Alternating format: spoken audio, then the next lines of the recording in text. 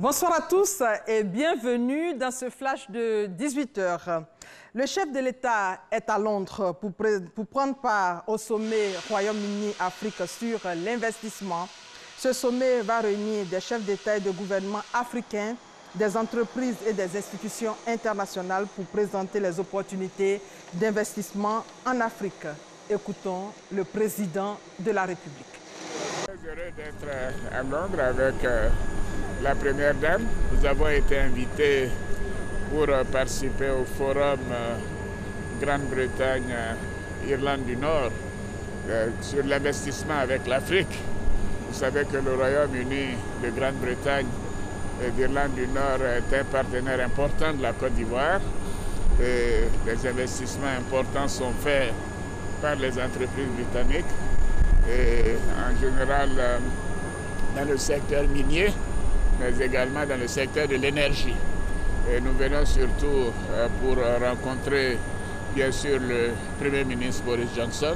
Nous avons l'honneur d'être invités par Sa Majesté la Reine.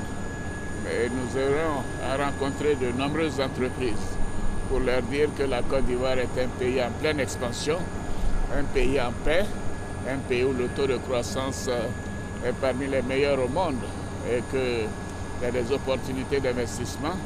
Et ceci, nous voulons mettre l'accent sur l'industrialisation et sur l'environnement. Je sais que ce sont des secteurs qui tiennent beaucoup au Premier ministre Boris Johnson. Nous aurons l'occasion de le rencontrer et lui demander de dire aux entreprises de son pays, du Royaume, que la Côte d'Ivoire est un marché ouvert et un marché attractif.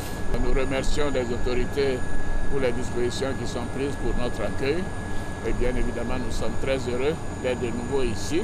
Nous étions là déjà en 2012 pour l'ouverture des Jeux Olympiques à l'invitation de Sa Majesté la Reine.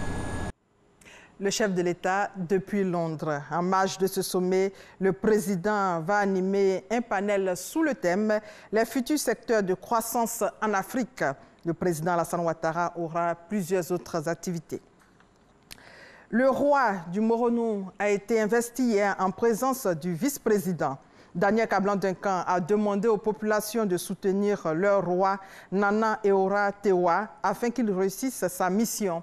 Il a été investi en mai 2019. La cérémonie d'investiture a eu lieu à Bongouanou. À 20 h, le reportage complet de Herman Niamien, notre correspondant sur place.